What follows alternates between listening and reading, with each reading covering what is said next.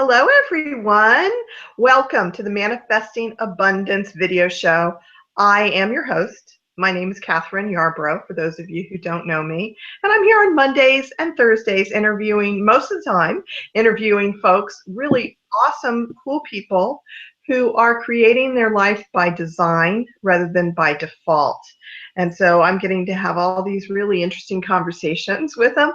You can check out the list of all the videos, interviews, the Manifesting Abundance video shows on my website at flowingwithchange.com/videos, I believe. So you can just go on over there, flowingwithchange.com. And today I'm going to be interviewing and chatting with Mare Cromwell, who I have known for a very long time. Our paths have done this like crossing thing, and she's one of the sweetest, nicest people energetically who I know sort of from afar. So I'm excited that I'm going to get to know her a little better from this conversation.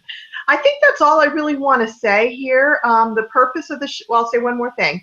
The purpose of these shows is to be informative, interesting, and educational. So please let me know what you think about your experience here watching and listening and tuning into the Manifesting Abundance video shows. I'm here usually Mondays and Thursdays at 1 o'clock. So Mare, welcome. Hi, Kathryn. Hey. Thank you for having me. As soon as you sent out that email that you were going to be doing these, I thought, oh my gosh, this will be so much fun to talk with Kathryn. It's been way too long, and yeah, no, I'm thrilled to be on your show. Well, awesome. Well, so why don't you fully introduce yourself to people? I know a little bit about you, but I'd love to hear more about what's going on, and so folks who are listening will know who you are. I have a hard time actually defining who I am. I honestly do. One, I am an author with 3 award-winning books. They've all gotten multiple awards, which is really an honor. Well, how do you get awards? I want to know that. I'm getting ready to write a book. I want to know how people get awards for books. Well, tell you what, I offer consulting for aspiring authors. Now, we'll talk on the side. So that's not on my website, but if people want to consult with me about the writing industry and all that, it's a huge industry. But anyway, so that's one of my titles. I have a healing practice these days. In some ways, you could call me a nature priestess. In some ways, you might be able to call me a medicine woman. I've studied with Native American teachers for 20 years now. I used to have a gardening business. I consider myself a sacred gardener who's not spending enough time in the gardens these days because I'm here at the computer on a beautiful day like this, inside. But really what I am, and people are going to think this is way out there, is I am a former worm herder. Really? A worm herder? Seriously? I know, it's different. I didn't actually have a lasso and a cowboy hat, and I didn't run around chasing them, but I had a worm composting system that I sold when I thought I was going to move out to Washington State a couple of years ago, and I didn't move for various interesting reasons that I can get into in a moment if you want. But I sold my system, and I miss the worms because the worms make the most amazing leachate or tea that is the best fertilizer bar none. And they also are great teachers because I'm a very spiritual person, and worms are so productive and so quiet and are always working for the highest good for the soil and for our earth. And I aspire to that. Mm-hmm. So I feel that. It's interesting. I feel the worm energy through you as you're speaking, and the earth really it's earth energy and earth love energy. You know that the worms here. I mean, I also think of the ants. I know the ants work in the earth a lot too. Yes. Their job is a little different. I'm sure you know a lot more about that than I do, but that's well, ants are very complex, and anyway, we could do it in a half hour just on ants and worms if you want, but I don't think that's the goal of this time period. The abundance of ants and worms. Yes. Yeah, I mean, I'm grateful that I know enough to be grateful for the ants and the worms. I'm going to even tear up about it. Aww.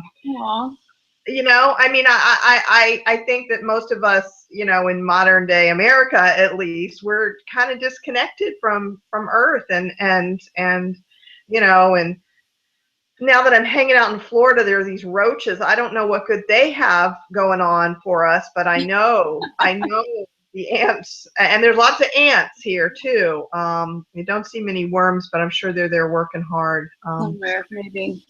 Maybe not. Maybe there aren't very many worms in Florida. But yeah, roaches, that's a whole other conversation. They're there for a purpose. Yeah. They really are. They have a role just like all the other species. But just briefly, so my 3 books are, the first one's called If I Gave You God's Phone Number, Searching for Spirituality in America. And that's when I met you at the networking meetings, because I was promoting that book, which is based on interviews with all these really different people. I asked each person the question, if I gave you God's phone number, what would you do with it?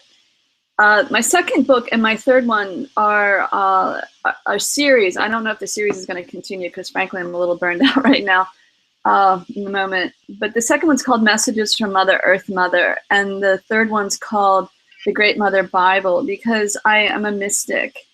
And this is a bit out there for a lot of people because a lot of people have no idea that Earth Mother even exists as a powerful spiritual being, but she does. And so I communicate with her. And those 2 books were not my idea. They were Earth Mother's idea. It all happened. It's a long story, but after doing a ceremony with a gifted Algonquin man for Earth Mother started speaking to me point blank, really clearly. It's an interesting story. It's written in the intro to the Great Mother Bible, but those books and the titles were not my idea. I was working on a whole other book in 2012, and Mother came in after that ceremony and said, I want you to put that aside. This is what I want you to write. It was written in 5 weeks. Wow. So, so I've surrendered. I've surrendered to Spirit and to Earth Mother, Gaia. You could call it surrendering to the sacred feminine within our planet. So this whole question about abundance, I'm looking forward to talking with you about it because I've been writing some notes here before we started. Because I have Earth Mother yakking with me like this, and she's got some interesting things she wants me to say. Sure. Well, okay, so I would definitely, I want to hear about that. Now, I am going to put a link to your website in the blog with this video. I just want to make sure that that's where people will be able to purchase your books if they wanted to. Right. They can get them from me directly, and I'll autograph it for them. And there's some other things I sell there, like Great Mother altar pouches, things like that for connecting more with the Divine Feminine, with the Mother, etc. They can also go online, and it's available in all the ebook formats. Okay. So depending on what they do and how they read, and apparently even audio, if you have an iPhone or even an Android, you can download a book as an ebook and listen to it as a audio book, which I need to learn more about because I have yet to put them out on one of the formats for audiobooks. A lot of people want audiobooks these days because, again, they don't have time. I'll listen to it while I'm driving. Yeah. More power to them. Exactly. Well, okay. So let's talk about abundance, since Mother Earth is here with us today through you and wants to talk about abundance, because that's certainly one of my favorite topics here. About. So what are some of the things that are coming up and coming through right now? Well, first of all, I really want to honor you with all of your work that you've been doing the past few years on abundance, because it's a huge topic and it's a huge sort of arena of focus within our culture, because most of us feel like we don't have it. And the sad truth with that is because our society is so fear-based, we don't see what's right in front of us most of the time. Mm-hmm. And that abundance doesn't necessarily mean a big paycheck. Mm-hmm. I mean, I had a housemate for a year, and she was just having a tough time financially. And someone had given me a really beautiful wool coat. And it was really in great condition, like barely worn. And I gave it to her. And I said, you know, this is abundance. Did you know that? I know you're having a hard time financially. I know you want to pay your rent to me and your bills, and I honor that. And yet abundance is around us all the time. And speaking from kind of the perspective of earth wisdom, so to speak, although I can't say that I'm the holder of it all, I seem to be kind of a messenger for it. Abundance is how the planet is wired. Yeah. We are surrounded by it everywhere. And yet our culture has taught us the opposite, you know? And the sad thing is that we've gotten so deep into the fear-based thinking, it's hard to pull ourselves out of it. And one of the things that's in the Great Mother Bible, because that book is actually Conversations with Mother, and Kirkus Reviews, which is one of the foremost book review venues in the country, compares it to Conversations with God. They call it the enjoyable feminine version of Conversations with God, which kind of blew my mind. I'm like, thank you. Thank you for understanding what this book is. Yeah, yeah. But the thing is that, you know, the fear that's so rampant in our society, which is really running amok these days, and I'm doing everything I can when I get onto Facebook to not soak it in as an empath. I'm a real sensitive empath. It's just, our cultural conditioning is so deep. And that was one of the messages from Mother, and she mentions it a couple times in the Great Mother Bible, is wake up, crack yourselves out of the cultural conditioning that you guys are all in. And think about how many of us played Monopoly as a game when we were kids. I mean, we were taught from a very young age with all those games that one person's the winner and everyone else loses. And games like Monopoly, it's like, and you're supposed to amass as much wealth as you can, and that's good. And those who don't win the game and are really poor at the end, well, who cares? You know? I mean, that was the teaching in those games. So this question of abundance is a really interesting one. And some of the things I was writing down, kind of chatting with Mother, literally chatting with her, because this is what my life is like as a mystic with her, communicator with her. It's like, what do we really define as abundance anyway? And what is abundant for the planet? For Earth Mother, if people are willing to go to that place with me and accept that maybe she exists. And if you don't accept she exists, that's fine too. But just think about the planet as it is.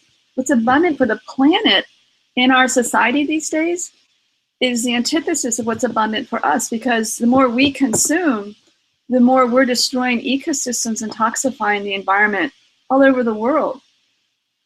So abundance, you know, I want to speak a little from my personal standpoint, because this journey with Mother is a trip. And it's been a huge trust leap, because literally for me, and I'll be honest, I inherited some money a number of years ago. I bought a house in Baltimore with it. I plowed the rest of it into my first book, If I Gave You God's Phone Number. I mean, I paid to have 10,000 copies printed, all hardcover, green paper, blah, blah, blah, hired a coach. And so I have, in this journey of writing and surrendering more and more to Spirit, to Mother, gone through all my savings. And I can be honest with you, I have fear. If you talked to me even 2 days ago, I was probably freaking out for a little bit that day, until I went back to my altar and Mother had a good lecture with me and said, you are so protected and you are so guided for, and the abundance is all around you. Open your eyes and trust. And I think that is a huge message for all of us, is crack yourself out of the cultural conditioning shell. Know that this fear is an illusion. It's an illusion. The whole money thing is an illusion. It's just energy. And I know you teach this with your mentoring. I know you do.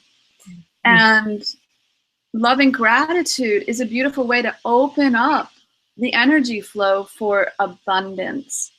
But Mother's stance on this, and I'm again a messenger for her, is, can you think about abundance that's not just for you as a human, or two-legged in her parlance, you know, four-legged, six-legged, slithering ones, winged ones. We're just two-legged, honestly. Humans are neither above or below or greater than or lesser than any other species.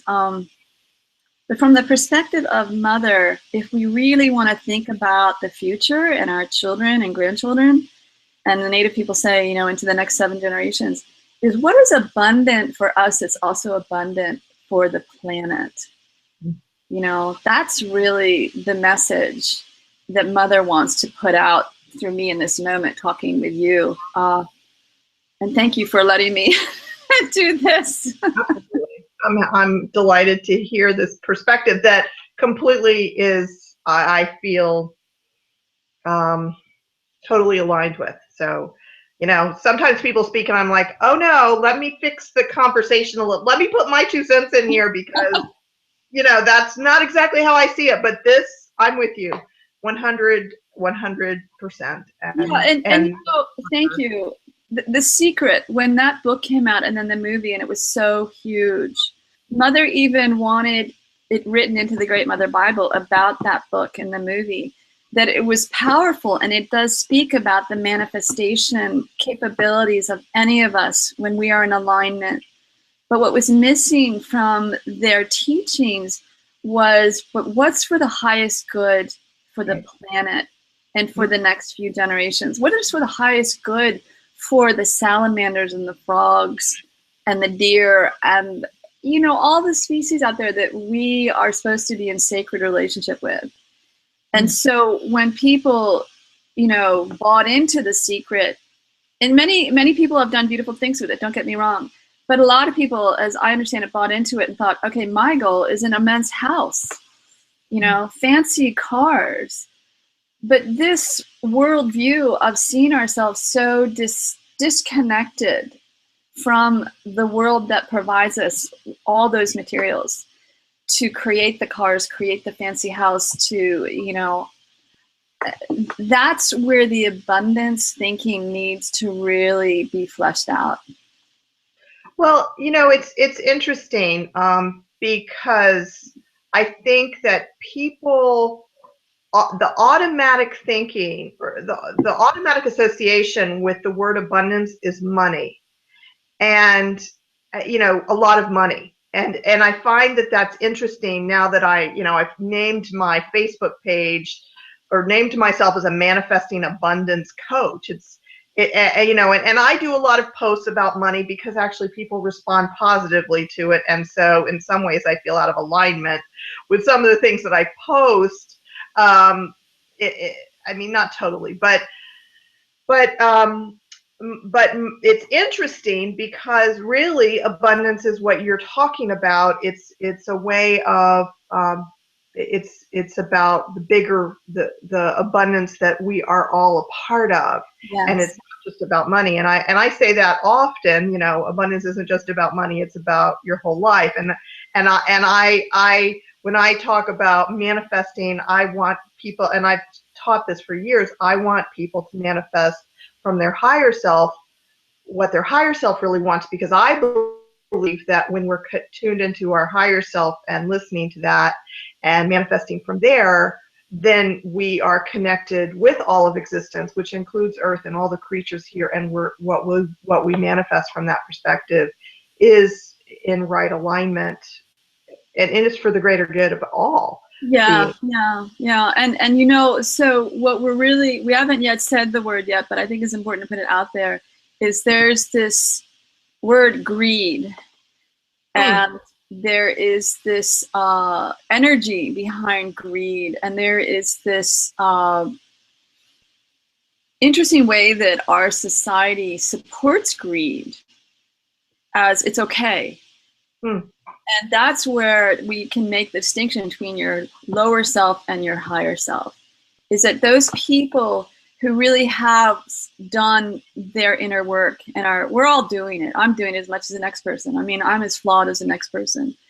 But when we can shift out of that mindset of greed to a place of knowing that whatever we manifest that's abundant is to be shared, because that's part of universal law, is holding on to money. I mean, a lot of people might be offended by what I'm about to say, but it's really true. If money is energy, and you've got a huge amount of money and you've got it sitting in a bank account or some stock portfolio, and it's just there for you, and you're not even like trying to filter out or have your investment counsel or whatever filter out what are stocks that are good for the planet, then how is that serving? Really, how is that serving? Because it's taking all this beautiful energy that you have acquired through whatever set of means, which hopefully is on the positive end of things. Not all energy is manifested in really positive ways.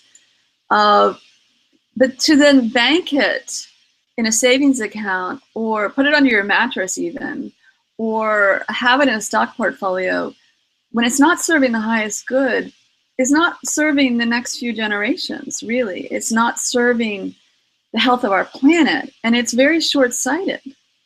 And so this short-sightedness, which is built into our culture, which is built into the dividends you get on every quarter, or every semi-annually, or every annually, all of that is so narrow, kind of myopic ways of looking at how I can manifest for me. And until we can, again, crack out of this shell of cultural conditioning and realize that really abundance is love. And love manifests as friends hugging you, as a good job, as a way to plant trees to restore the environment, as, you know, even if you are in a job that maybe you feel is not really serving the planet, if you can go in there and be in your highest self, pay your bills by being there, and bring positive energy in there for as long as you can, that is a beautiful thing and a way of serving. And eventually, if you find the way, and if you really want to find it, you'll find it. You will then manifest a job that maybe is offering ways to heal the planet or heal our dysfunction in society that's so out of balance. I mean, I'm doing a webinar right now on opening to our Earth's sacredness. And one of the things that Mother is calling for us to do, not just being sustainable, but to also know that social injustice should never be here. This was never how life was meant to be here on the planet. But we have gotten so off track. And actually the reasons we've gotten so off track are in the Great Mother Bible. It goes back to several thousand years ago. And I don't want to get into it here because it's a big conversation. It's not the focus, unless you really want to get into it, but it might be a little out there for a lot of people. Sounds interesting. Sounds definitely interesting. Yeah. I mean, okay, you know what? Maybe I should just throw it out there and just go, okay, let's really try to understand some of the Earth's history.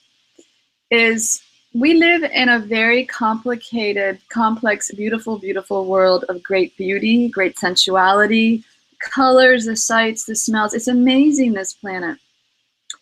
And here's the thing. When I was 8 years old, I actually saw a spaceship. I did. And I was like, that's a spaceship. That's really weird. And then it was gone in a millisecond. And so what I have come to learn in working with Earth Mother and some of the gifted elders who I study with, Native American elders, is that the influence of aliens on this planet is very real, and in many ways very positive, in some ways not so positive. And like the Hopi will tell you they're from the Blue Star Nation, the Cherokee will tell you they're from the Pleiades. They know what planet they came from originally. And that sounds out there for a lot of people because, again, our cultural conditioning put filters on us. And it's like, oh, do they even exist? Do aliens exist?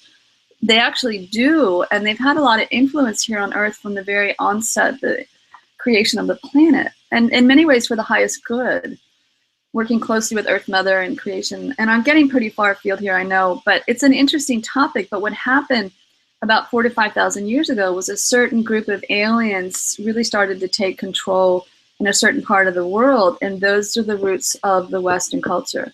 Those are the roots of the Judaic, Christian, Abrahamic religions. And the warmongering, the suppression of the feminine, the destruction of all the goddess temples, that's when that really started to kick in. And so the reverence for Earth Mother and understanding and knowing that she existed got lost. And so what's played out is all of this fear and chaos. And this is why the Dalai Lama is talking about how, I don't think he's using the word brainwash, but maybe he is. That's a powerful word for him to use. But, you know, people are interviewing him and asking him, what do you think about these ISIS, you know, terrorist assaults and killings and, you know, in Nice, France, et cetera, et cetera. And his response, I think he said it more than once, is that you all have been taught that war is okay. War was never okay. But because of the influence of these darker beings who wanted to take over the earth, they have taught us through our cultural conditioning, through their influence, that war is okay. And we're supposed to live in a place of fear. And so they have us, some of us, under their thumb. Now, this is an abundance focus here. I know that I've gotten a little far afield, but well, I'm gonna jump in here. So first of all, Mare, I'm open to anything. I mean, I'm like I've had some really interesting spiritual experiences in my life. So, you know, and I love the idea that there are people who are living on other planets who have the technology to have visited us before. And, you know, I'm definitely a Trekkie. So, you know, yeah. So I'm hopeful about that. And it's fascinating what's come through you that you've shared about there's, you know, been people or beings from other planets who have had a positive expression here, and some who have not, and that yeah affected us. So I'm intrigued. I'm intrigued by that possibility, and it sounds for you that it's a definite thing, that, you know, you believe it is a definite thing, which is possible as far as I'm concerned. Yeah, and go ahead. No, go ahead. No, I encourage people to be skeptical. I really do. I think it's really important to be skeptical. So if people are hearing what I'm saying, you know, weigh it. But then, you know, look at all the evidence that's coming out now about spaceships and extraterrestrials. There's so much that has been suppressed because, frankly, the government's like, we don't know how to deal with this. Yeah. And it's actually more complicated than that, but I'll leave it at that. And again, all of the Great Mother Bible, and I didn't come up with the name. Mother told me to write it. There's a whole story behind it, which is kind of wild, because I thought I was going to move to Washington State, and Mother said, "Oh no, you're not moving to Washington State." She wakes me up at 5 in the morning when she really wants my ear. I'm not a morning person either, believe me.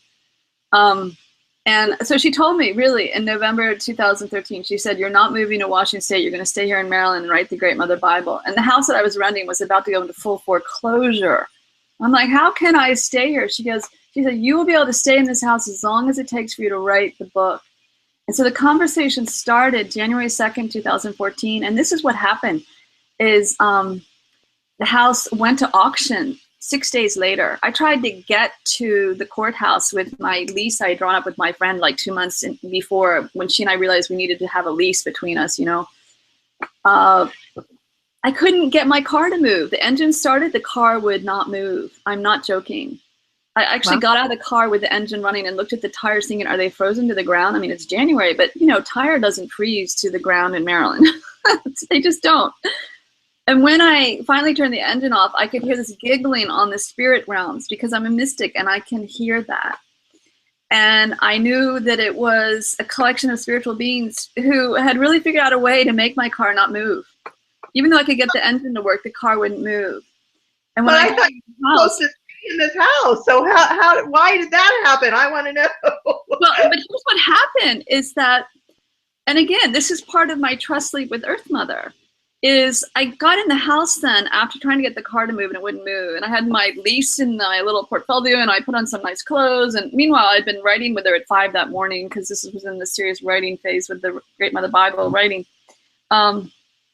So I said to Mother, I said, "Okay, Mother, okay, I know you're up to this." And she finally just said, "Honey, you got better things to do with your time and energy to go to some courthouse." You know, because I was really cloistered in writing. I was doing sacred fire ceremony. I was praying. I was so tucked under her wing that to go to a courthouse where the energy is pretty crappy, because you know it's crappy because there's a lot of fear in a courthouse. Mother's like, "I don't want you going there." So here's what happened is the car didn't move. I tried a couple times. It wouldn't move for 5 days. The 6th day, I called the tow truck saying, "I'm going to get back in touch with you." I called my mechanic. I'm freaking out because, again, it's another bill and I'm living off my savings. And Mother says to me, "Why don't you wait until this afternoon?" And so that afternoon, I got in the car and I drove it around the block. But here's the cool thing is that Mother said that I would be able to stay in the house as long as it took me to write the book. So I stopped paying rent to my friend because the bank bought the house back at auction because no one else bought it. I stopped paying rent to her in the middle of March because the bank finally took all the paperwork from her. I didn't pay rent to anybody from the middle of March through October. And then I got a check from the bank, Freddie Mac, for $1,500 to move out. Oh, Now, I've had oh. some other experiences like this. We don't have time to go into all of it, but let's just say that when you really surrender to Mother and to Spirit, and there's some other books out about other women who really are devoted to Mother, the Mother. And when I'm saying the Mother there, I mean the big Mother, the great divine Mother, because I also work with her spiritually, and I work with the Virgin Mary spiritually now, which blows my mind. When you really surrender, life becomes magic and mystery. And that's honestly where the abundance is. But it's a huge trust leap, let me tell you. I mean, if you read the Great Mother Bible, and I feel like I'm harping on it too much, but there are times I'm ranting at Mother in the book saying, I feel like my fingernails are hanging off the cliff and I've got me dangling here, Mother. I'm really, really not happy. You know, thank God for chocolate. It's the only way I wrote that book. That and the support of some good friends. I consumed an entire store full of chocolate, I think. Well, maybe not that much, but close to it. The Lindt, I can tell you that the Lindt truffles, the dark chocolate ones, are the best. And if you go to Wegmans, you can get them at a slightly discounted rate from the bulk chocolate section, the bulk candy section. That's very funny. I have a friend who was just visiting, and she bought some, I believe it was Lindt truffles, and I want to say they had caramel in them or something. She said they were the best. Well, so and you go to the bulk food section then in Wegmans, and it's slightly cheaper. It's not a whole lot cheaper, but it's just enough. You got the special on the chocolates. That's you know it. I mean, I can actually manifest. Talk about manifesting. I can manifest chocolate like you wouldn't believe it. I actually posted on Facebook. What was it? It was like 6 months ago, 8 months ago. I posted something about being in great need of chocolate. And lo and behold, this friend sends me this amazing sacred cacao from Guatemala that's been made and blessed by a Mayan elder. Wow. And so, I mean, people who read my book gift me with chocolate because there's a whole chapter just about chocolate. Which, by the way, is the food of the gods, in case you're wondering what it really is. That's the genus Theobroma. I don't know what the species name is. So, yes, chocolate and Earth Mother and abundance. All good. It's a good package. Oh, my goodness. I feel so fed by this conversation today, Mare. Thank you. This is, yeah. So I'm just feeling into, is there anything else I want to ask or say? I feel like we could talk for a little bit longer. Let me just breathe here with you. There is something that I could share, actually, if you want. But is that okay? Well, let me say this one thing. Okay. So I don't know if you know this, but I've studied with a spiritual teacher for years in Maryland, and we did this really cool thing once where people were role playing different. We were working on healing the planet, and people were role playing different like world leaders and groups and stuff. And I actually took on Mother Earth, and it was really, really wonderful. It was really wonderful, and because I spoke from her consciousness and spoke about her evolving. So I feel I feel completely in sync with what you're sharing about your experience with her. Let me ask you a question. When you did that, did you feel her energy come in? You remember? I know it was a while ago. Yeah. Yeah. That's the thing, is that this is how I get my abundance, is I connect with her and creation, great mystery, God, whatever word you want to use, Allah even. I connect with them every day, and that is my source of abundance. Yes, I need to pay my bills. Yes, I keep on manifesting clients in my healing business now, which is really amazing. Talk opportunities are coming. I mean, but that is the abundance, is that I call it the quantum divine love. Actually, I think that's the term Mother came up with. quantum divine love, because when we really get into that wavelength, I mean, it's surfing, but you know, I fall off a lot because there's some big waves that hit me. But I know you can relate to this. So the one thing I wanted to just say briefly is when we think about abundance, also from the perspective of, I'd say, Mother's universal law, Earth Mother's universal law, is community. If you have a really tight community, some people might call it social capital because capital is a parlance term in our society. If you have a really good community, then you have abundance, because there are people who are really loved in a tight community. And if they're in hard straits, their community steps forward. People crowdfund for them. They might give you a room in their house until your feet are back on the ground. This is part of what abundance is that we have forgotten also in our society, is where is your community? And then how can we expand the community again out to all of the animals, and plants, and trees, and support them? So there's so many beautiful people and organizations. And Paul Hawken, a number of years ago, wrote a book called Blessed Unrest. And it's about this huge movement that's been going on for, I don't know, 20, 25 years longer probably. And it's mostly quiet. It's not in the media, like we have a lot of other things in the media, or maybe certain politicians are in the media, whose names I will not mention in this moment. But there are so many people who are starting to put gardens in their front yard, even though their neighbors think they're crazy. But you know what? They're cultivating abundance, and they're also cultivating community, because they usually end up giving a lot of their extra veggies to their neighbors, the neighbors who thought they were crazy to begin with, you know, or they're canning a lot and giving some of their canned goods to their neighbors or friends. So community is abundance in a really powerful way. And I knew I needed to share this before we parted ways. Thank you. So, okay, well, I'm glad you're part of my community too. So I just say that, and that we've touched in this way, because I think our conversations in the past have been shorter and more superficial, and I didn't know the depth of you and your work. So I'm grateful. I'm grateful to have had this experience with you. Thank you for being on the show. Thank you. This has been fun, and then I'm going to actually try to take the rest of the day off because I'm a bit burned out right now. So thank you.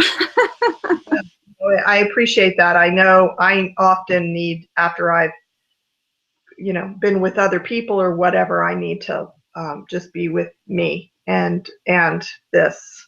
So, listeners, I'm going to have a link here in my blog with this video where you can connect with Mare and check out her book, and it sounds absolutely lovely. And I will be back on Monday. I'm going to be here at 1 o'clock Eastern time on this coming Monday, and I'm going to be chatting with another person who I'm sure you know, Mare, Jenny Robertson. Oh, yeah. Yeah, so I'm looking forward to that. So thank you, everyone, for being here with me and Mare, and I'll be back next time. Namaste.